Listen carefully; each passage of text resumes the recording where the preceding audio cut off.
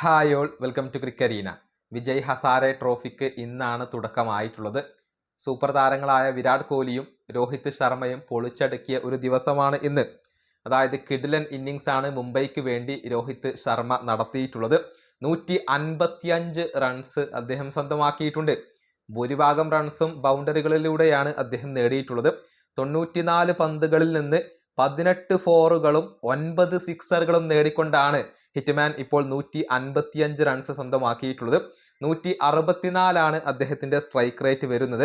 അങ്ങനെ സിക്കിമിനെ മുംബൈ ഇപ്പോൾ 8 വിക്കറ്റിന് പരാജയപ്പെടുത്തുകയും ചെയ്തു എന്നുള്ളതാണ്. ആദ്യം സിക്കിം 236 റൺസാണ് നേടിയത്.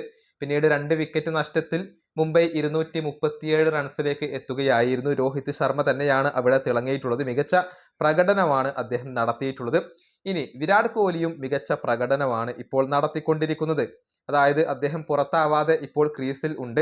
അതായത് ഡൽഹിയുടെ എതിരാളികളായിക്കൊണ്ട് വരുന്നത് ആന്ധ്രയാണ്. ആദ്യം ബാറ്റ് ചെയ്ത ആന്ധ്ര 8 വിക്കറ്റ് നഷ്ടത്തിൽ 298 റൺസ് എടുത്തു. നിലവിൽ 2 വിക്കറ്റ് നഷ്ടത്തിൽ 191 റൺസാണ് ഡൽഹി എടുത്തിട്ടുള്ളത്. വിരാട് കോഹ്ലി ഇപ്പോഴും ക്രീസിലുണ്ട്.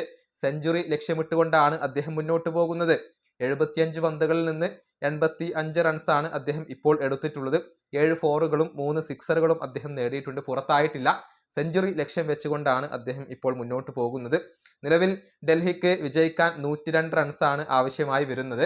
ഏതായാലും കോഹ്ലിയും രോഹിത്തും പൊളിച്ചടുക്കിയ ഒരു ദിവസമാണ് ഇന്നത്തേത്. അത് ആരാധകർക്ക് സന്തോഷം നൽകുന്ന കാര്യമാണ്.